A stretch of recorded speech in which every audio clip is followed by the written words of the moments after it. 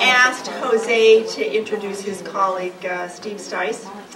And I just want to remind this crowd once more is that we have an amazing number of pioneers in this room today. I probably actually should have gotten our photographer to get all the pioneers together. We could have taken, and we can watch you guys grow old. Jose?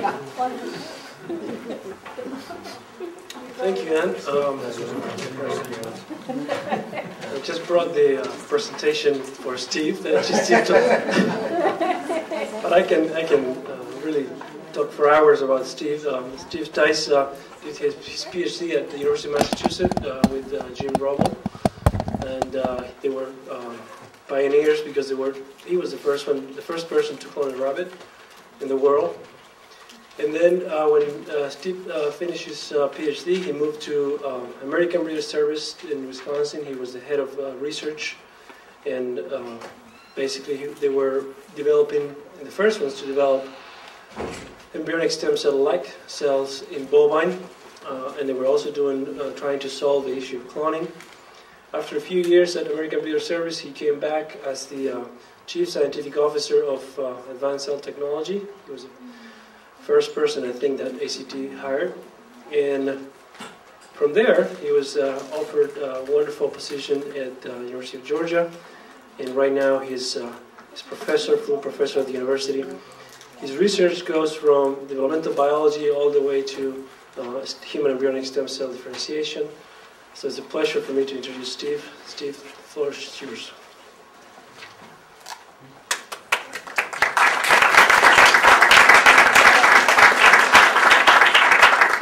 Thanks, Jose, for that very nice introduction. I appreciate being here today and back in Massachusetts again. And it's great to see a lot of good friends. Yeah, Jose mentioned that I was the first hire at Advanced Cell Technology. I guess as a founder, you can hire yourself. And maybe that's the only way I could get a job. But also thinking about Massachusetts, I did, as Jose said, my Ph.D. under Jim Roble. I was his first graduate student. And at the same time, I'm going to show this picture. I just threw it in here, maybe. Go forward one more. There it is. Okay. So my wife and I had twins when we were cloning rabbits in the University of Massachusetts, and so I got accused of taking my work home with me at night. And but I show it often. So that was when I was in graduate school, and now they're sophomores at the University of Georgia, and they hate this picture. But it's my best argument for not cloning humans. Is I love my children very much, but I wouldn't want another one of either one of them. So we're going to talk about human embryonic stem cells for the next 20 minutes or 25 minutes here.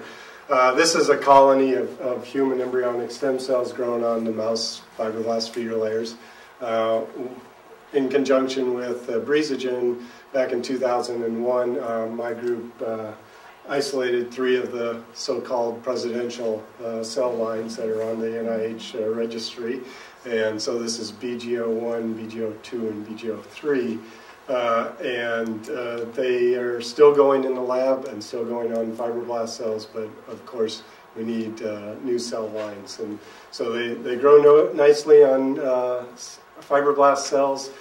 We do teach a workshop for people to grow human embryonic stem cells, but it's still a lot of an art. It's getting better, but it's about 5 days, and 5 days is just long enough to get people totally frustrated on growing human embryonic stem cells. But there are new techniques coming, and I'm going to talk about one of our, hopefully, solutions to that. So I'm going to talk about neurons, mesenchymal cells, and a little bit about germ cells derived from these human embryonic stem cells. Our group and Suchin Zhang's in Wisconsin were the first ones to isolate a motor neuron phenotype from human embryonic stem cells. And so you can get there and you can get nice cells. This is islet 1, 2 staining in the green and the beta tubulin in the red. but it's an arduous task, and it's a long task. It takes 6 to 8 weeks, depending on what method you're using, to get from that human embryonic stem cell colony to that motor neuron phenotype. So it's and a lot of losses and difficulties along the way. But we did publish this. Suzhong Shin, who's now at Invitrogen, published this in 2005. So I think there's better ways of getting there, and I want to talk about that. So what we're trying to do is use stem cells for solutions to a number of different areas, and there's a lot of hurdles yet to get over. And for cell therapy, of course, we don't want to form tumors. And when you have to start every time with human embryonic stem cells and then get a cell type that you want to transplant, you always have that possibility that you might be transplanting some human embryonic stem cells as well, and that might be a problem in the future. People have alluded to that all along the way. The immunological issues, obviously cloning has some advantages there, as well as parthenotes and maybe some other cell types as well, and reprogramming obviously would solve that. But in the end, they have to be functional cells. And in the last 5 years, really, the focus of my lab hasn't been in deriving the stem cells, but more towards driving towards a functional phenotype. And most of our work in the last year or so has really gone towards the side of drug discovery, and I'll give you a flavor of that, of what that has to go into something like that. It has to be scalable, robust, and uniform cells, and obviously they have to be functional cells. So potential solution to this is a robust progenitor cell type that would be derived from the human embryonic stem cells. So just to go back and talk about the tumors a little bit, this is work on Maya Mitalopova, who was an employee in the company that we started in Georgia, and is now at the Whitehead. But she transplanted normal human embryonic stem cells into skid mice, and you can see on the left side there those tumors form, and very complex structures. There's a lot of suggestion out there today that you might be able to use other cell types, variant cell types of human embryonic stem cells for various purposes. Now, she transplanted a variant cell line, that being trisomy for chromosome 17, 20, and X. And when she transplanted that, you can see we got a very different result, not a very robust tissue formation, but very fluid-filled vesicles, and not very extensive development. So, I think one of the real issues for embryonic stem cells is also maintaining that normal phenotype. And the more things you do to these cells, the more time we have them in culture, the bigger the problem of developing abnormal karyotype. And that's something I think needs to be addressed as we go forward for various applications, whether it's cell therapy or drug discovery. So we published this and showed that bulk passaging, that is, using trypsin, a lot of the enzymes that people use today led to this trisomy in 12, 14, 20 actually in X as well. So bulk passaging is aberrant gene expression as well, so we got different gene expression patterns with these abnormal variant cell lines. But you can use some of these passaging methods for very short periods of time without compromising the karyotype. But every method has to be proven along the way. We tell people that come to our workshop that you get your human embryonic stem cells, and if they start to grow really nicely, quickly, and they don't differentiate in vitro, then it's time to throw them away, because they probably have developed a trisomy. So the goal in our lab has been not to really start with human embryonic stem cells every time, but to isolate a multipotent progenitor cell type that could then go to a specific progenitor, then a terminally differentiated cell. And whether it's expansion and propagation all the way, or you expand early on and then differentiate to cell types, it's still going to be needed for either drug discovery or cell therapy, that you can generate a large number of the same very uniform cell types. I don't think that's what embryonic stem cells are best at doing. I think we can develop new cell lines from those ES cells that will be a better job at doing that. It's back in 2001 when Zhang and Rubinoff published papers where they derived neural cells using these embryoid bodies, neural spheres technology. I think everybody must be familiar with that, but for those that aren't, you form these clusters of cells in suspension. They randomly differentiate oftentimes. You plate them, try to isolate cell types, and then to differentiate to the neurons, astrocytes, and oligodendrocytes, you'd use a neurosphere to then, again, induce some random differentiation. So I think this is a very difficult way to get neural cells, and so we set out to try and eliminate the need for these random embryoid body differentiation events and neural spheres events, and that's through an adherent culture system. This is some work we did in primate cells with those neural spheres. You can see with MAPS2 staining for mature neurons, you get very complex structures. When you lay them down on laminin, you get what these are called little neural rosettes here that are reminiscent of the developing neural tube, and this is MAP2 staining, and you can see the mature neurons coming out of those, and this is just a section through those neurospheres, and so a lot of it's undifferentiated, some of it's differentiated, very heterogeneous populations of cells within those neurospheres. So we set out to develop a neural progenitor cell type that is stable and karyotype. We can maintain for multiple passages, not have to use those pesky feeder layers. We want to grow them as adherent monolayers, and of course they have to differentiate into the cell type that you'd want, and hopefully it'd be a reasonable model for the developing nervous system.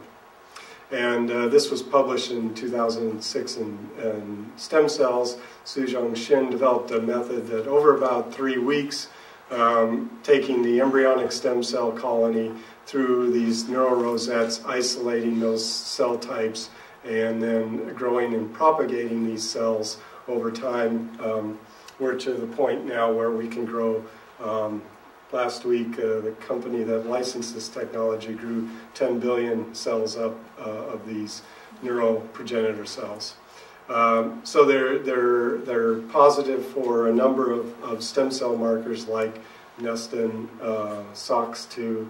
They're not OCT4 positive. So ES cells are OCT4 positive. These neural progenitor cells are not OCT4 positive. As I said, they're also Nestin positive and SOX2 positive. And when you do cell counts, either through flow or other means, you get greater than 90% homogeneity. We're down to maybe 1 or 2% OCT4 positive, and whether those are real or not, it can be debated. So these cells, when you plate them down onto laminin, these neural progenitor cells are highly migratory. They like to move around. They're very promiscuous cells. They like to go out and touch each other. And they like to be grown at very high densities. So we think for a cell type that might eventually be transplanted into the nervous system to migrate to a site of injury, that these would be very good cells to work with. And that's not particularly new. There are other people that have used neural progenitor cells in transplant studies, and they do migrate to the site of injury. So we think they have great potential for that area. When you look at the scanning EMs, they're Philopodia, great extensions with these cells, and they're highly migratory.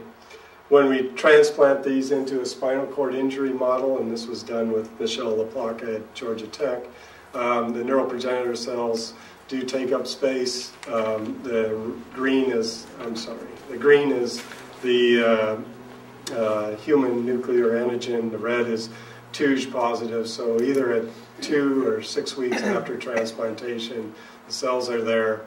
There was some benefit to them, the rats that had the contusions. But the main thing that we wanted to show is that they didn't form tumors. And again, I think that's going to be very important as we go forward, is the safety issues around stem cell therapies. And so we're following this up with additional studies as we speak. So we feel we have a very nice population of neuroprogenitor cells here that we can, as I said, expand significantly without feeder cells, without a lot of the problems associated with embryonic stem cells. And we're going forward with studies to go into functional neurons. If you're interested, and this is my disclosure as well, that Millipore does have these cells, and you can buy them, and then we'd be glad to help you with these cells. I think the biggest thing that we can do as a lab of, my lab's about 15 people, we can only do so much, but if we can get these cells that are easy to grow into a lot of hands in the neurobiology area, I think we can make a lot of progress faster than having to start with embryonic stem cells. So we're very interested in, as I said, in drug discovery, and we have some compound screening going on with cells for Alzheimer's right now, but we also have plans for schizophrenia, pain, and depression, and the list obviously goes on to over 500 neurological diseases. The neural cells that we can derive from those cells, and this is work of Dave Mahashek at Aruna Biomedical, is that you can get these TUJ positive cells growing up in these 96 well formats. We can make a lot of these cells, and they are functionally similar to developing neurons as well.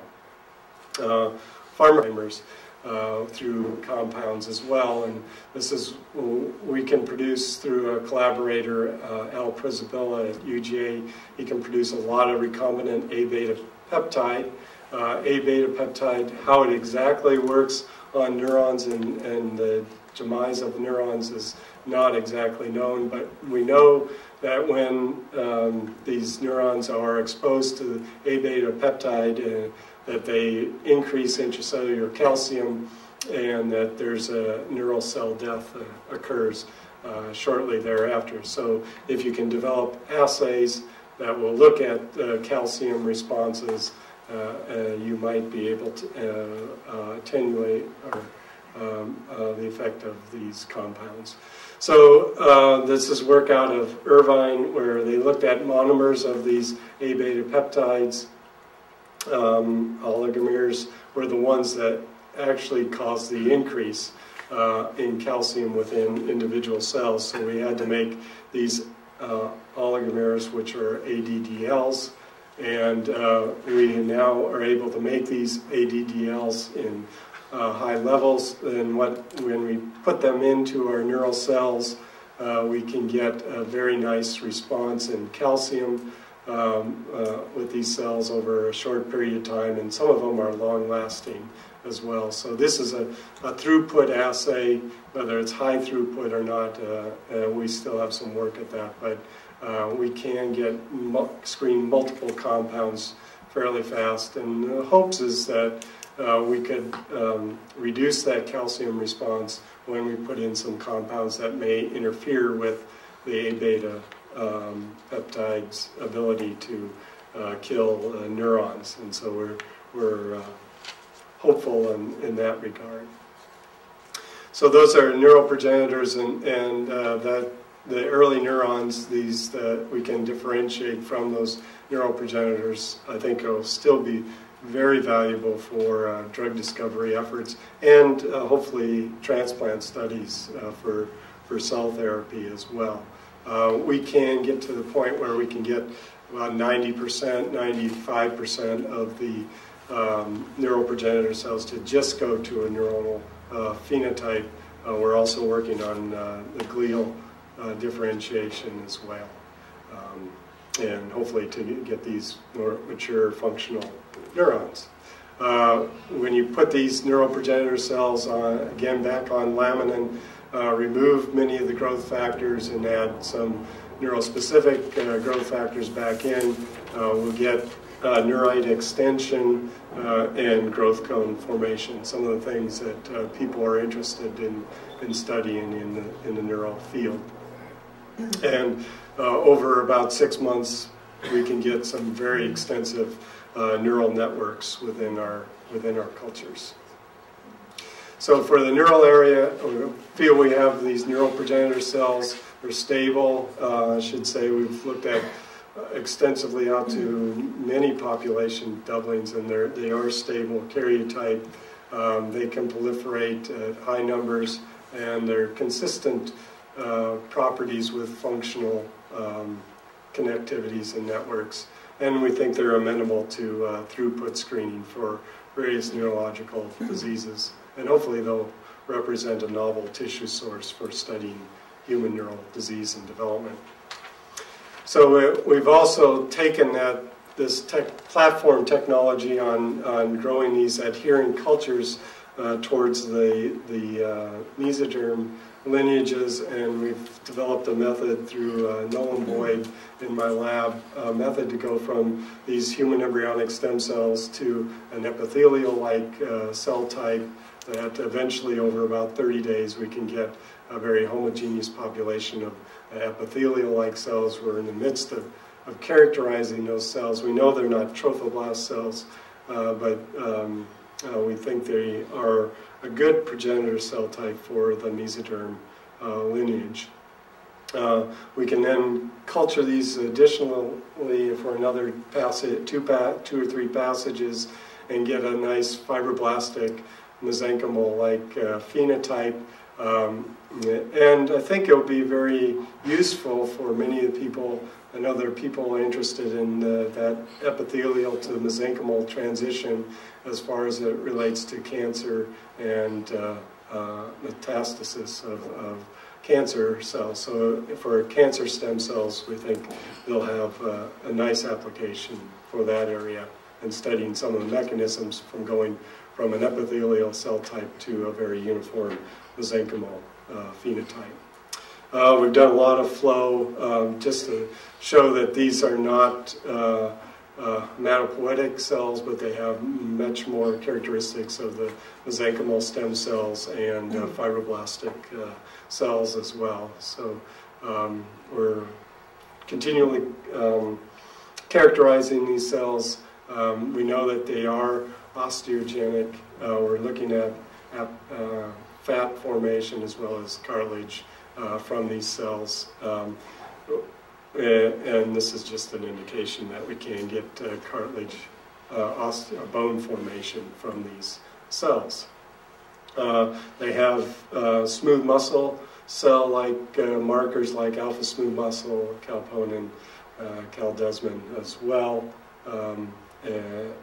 From these cell types. So they could be a nice source of smooth muscle cells, maybe vascular smooth muscle cells for cardiovascular applications. These are just the markers but to summarize that differentiation, that we can go from these human embryonic stem cells to these epithelial cells, these epithelial precursor cells, that in some ways we can get endothelial cells, smooth muscle cells, and these mesenchymal cells. The best cell type, or the most uniform cell type that we can get, are these mesenchymal stem cell-like phenotype right now. We're looking at ways to hopefully direct them into various, more uniformly to those other lineages. And then lastly, I just want to talk a little bit about our our efforts in human germ cell progenitor cells. Again, this is Frank West's work, a Ph.D. candidate in my lab. As we look at some of the markers for germ cells, we know that OCT4 is on in ES cells, obviously, all the way out to meiotic cells. There's another marker that's often used in the literature in the mouse, and that's VASA. That's a RNA helicase that becomes is present or expressed in primordial germ cells all the way out to post-meiotic cells. And it is we know that from mouse studies, literature indicates that if you knock out VASA, the animals are sterile. So it seems to be an important gene or protein for germ cell development. And I'll just give you a flavor for what we've been able to do. We've been able to get subpopulations of human embryonic stem cells to differentiate towards these VASA OCT4 positive cells. And so this is the OCT4 expression, OCT4 expression for embryonic stem cells are up here. OCT4 is red. And obviously for our cultured cells, they're OCT4 positive too. There you get a few VASA positive cells in the human embryonic stem cell colonies, but under the differentiation protocol, we can get a majority of the population, about 50 to 60% in most cases, are also VASA positive. So that's what we're after as a subpopulation that hopefully will give rise to germ cells in the future. So we've developed Frank has developed a method to go out 10 days and adherent cultures with the feeder cells and now without the feeder cells. And one of the key components is basic FGF to get the high expression of VASA and OCT4 in these cells. So we're on our way for germ cell development as well. And we know that if we take these out further, that the gene expression for some of the other germ-specific genes are also upregulated as well. And hopefully Frank will be publishing that soon. So just to sum up where we're at in our lab at University of Georgia is that we can develop an adherent culture system on laminin. Our neural progenitor cells is a serum-free method with basic FGF. We can use a microvascular media and add some additional factors to that and get the mesenchymal stem cells all on the laminin adherent cultures. And then when we add higher amounts of serum with basic FGF, we can get some germ cells. So continually tweak the system to get to our early differentiation events in various lineages. But again, just to say, we think that an adherent culture system where the cells are exposed to the same concentration of growth factors under the right conditions is probably the best way to get some of these early progenitor cell types. And if I didn't scare everybody away from growing human embryonic stem cells, we do have a workshop that we have that's NIH sponsored. The next one is actually at Virginia Commonwealth University. Raj Rao is there, a former postdoc in my lab, and he's establishing that as a satellite symposium or workshop in November, but the next one at the University of Georgia is in May. So if you want information, please let me know. This is Maya Mitalipova, who isolated the 3 Breezogen cell lines, and she has magic fingers. This is a workshop, participants from the last time, plus a number of people in my lab. Dave is here, who did a lot of the neural work for the company as well. Raj Rao's here, and a number of Frank is in there somewhere. I need to point arrows next to people, I guess. But the big thing about this workshop is that everybody comes away with these nice blue shirts. So everybody loves that. So a number of places that support the research in my lab. But thank you.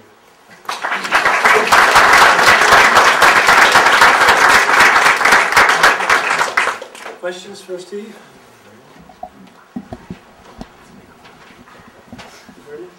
So, I was kind of surprised to hear you describe a mesodermal cell line as being epithelial-like, because mesoderm is sort of archetypally mesenchymal. Mm-hmm. So, do you think that these, what do you think they're doing as an epithelium? Do they represent something that actually happens in the embryo, or could they be something completely different, like neural crest cells or something like that? So could be neural crest cells. We're really characterizing them right now, so we don't know the gene expression in them. We just know some of the cell types that they'll go into. So that's sort of where we're going with the mesoderm derivatives. Whether they go into all the different mesoderm lineages is still certainly not known. But I think maybe it could even be a culture artifact as well. So a number of different possibilities there. I do have a question, Steve. When you injected the neural progenitor cells into these spinal cord injured rats, you said? Yes. Right. I know you're looking at teratomas only, but did you characterize the cells afterwards, and what kind of neural derivatives you got? Yeah. No, we haven't. So we do know. So I think the red staining there was Touge, and so they did differentiate past the progenitor cell type, but what types of neural lineages we don't know, and we haven't. Hopefully, there's a graduate student working on that in Michelle's lab right now. That's part of a collaboration and the ups and downs of collaborations. Yes. Could you say a little bit more about how you're using the neural progenitors in drug discovery? I think you mentioned in relation to Alzheimer's. And, could you say a little bit more about that? So we have an assay developed where we know those cells respond to AMPA. And one of the things that is in the literature is suggesting that if you can potentiate AMPA response in the neural area, that you could in fact increase neural activity and cognitive enhancers. And so there is, at major pharmaceutical companies, there is a lot of drug discovery going into potentiation or AMPA stimulation for cognitive enhancers. So it wouldn't just be for Alzheimer's, obviously. It'd be for me. I need that a lot of times, cognitive enhancers. How long does it take to sort of set up the culture and apply the drugs and make the measurements? The main thing is, what takes the time is just the differentiation. So we've not figured out how to speed up that internal clock of differentiation. So once you plate the cells, the response, the assay is done in a matter of 30 minutes. Question for Steve? Steve, we had Hans Scholler talk to us a few years ago, and I think we're now all pretty confused about germ cell development from embryonic stem cells. I don't know if I can help you there.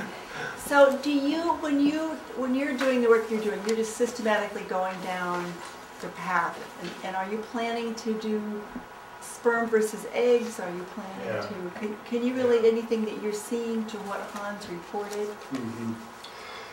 What we're doing is looking at the conditions and seeing what gene expression we're getting, and we'd like to be able to isolate populations of progenitor cells. Great if we could differentiate to a sperm cell or an oocyte, but that's not the main focus of the research. Really what we want to do is get something that will preferentially go down those germ cell lineages. So that's about to the extent that we're at. But yeah, I know that Frank wants to, and we've got Ina Dobrinsky coming in to give us a talk in a month, and we'd love to have her help in doing some of these transplant studies and whether you could put them in the right niche within the tubules, seminiferous tubules, you could get normal formation of sperm cells. That would be great. But to me that's a long shot. Not to diminish the importance of sperm cells, but what we really need are eggs. Yeah. and so we can do this, well, whether that matters or not, but we can do this in both female and male lines to get these PGCs. But we need to look to see if they go through meiosis as well first. So that's one of the things we're going to look at. So one First step at a time. First they have to grow. I mean, I think the big problem is the grow, right? Well, I mean, our whole attitude is let's get a lot of the progenitor cells far down as we can with mitotically active cells, and then differentiate. So if you start out with a lot of cells, and you're going to get, as you whittle them down to the germ cells, you might have something at the other end. I think that's the whole problem with the islet cell differentiation. There's so many different steps that people are taking to differentiate, and you've got to start with a lot of embryonic stem cells to get some cells that kind of look like islet cells at the end, and then to think to get how many cells you need to transplant into, a diabetic is, those are real big problems. So that's why we're really concentrating on drug discovery. I think it might be faster. Questions? Well, thanks, Steve, again. Yeah.